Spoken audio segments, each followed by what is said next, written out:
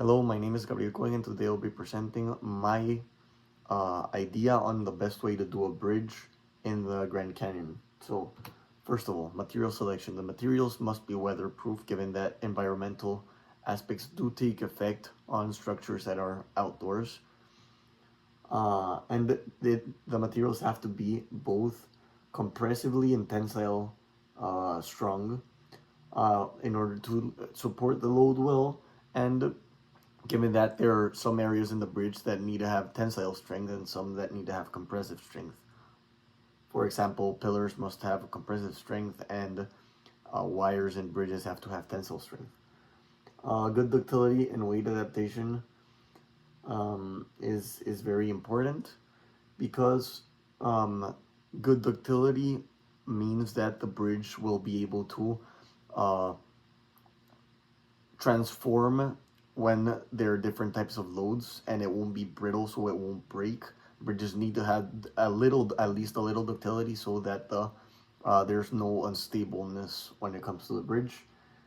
And it needs to have a hardness so that the structure isn't compromised, of course. If it's too ductile, then that would be bad for the bridge, obviously, because it would be more prone to changes and to breaking, right? So then, the first material that I propose is a biocomposite that can be made out of flax and resin. I believe that this material has been used previously in order to make pavement for roads. It's weatherproof, which is great, and resin is a great material bonder, so it would prevent tears. It'll last longer. Also, recycled materials. I believe that glass and concrete would be a really good example of how we could use recycled materials. For example, recycled glass.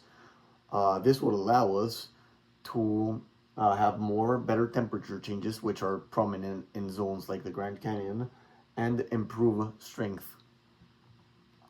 So the schematics on how to test these materials would be, I would use a Sharpie V-notch to test the biocomposite in the road, given that it's a similar environment.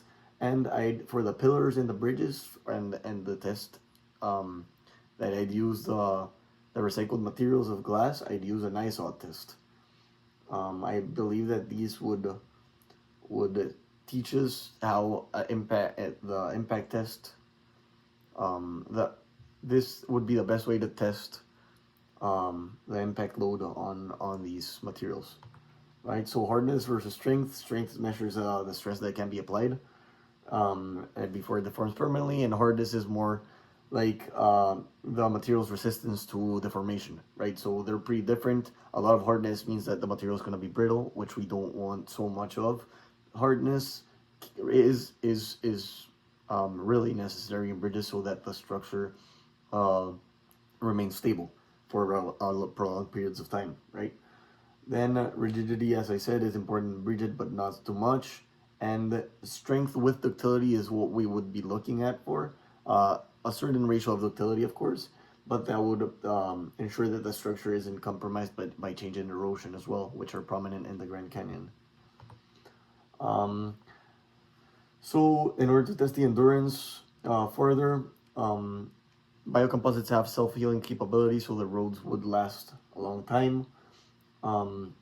Bridges are structures, of course, that go through relentless stress because of all the vehicles and people passing. So this is really important to do.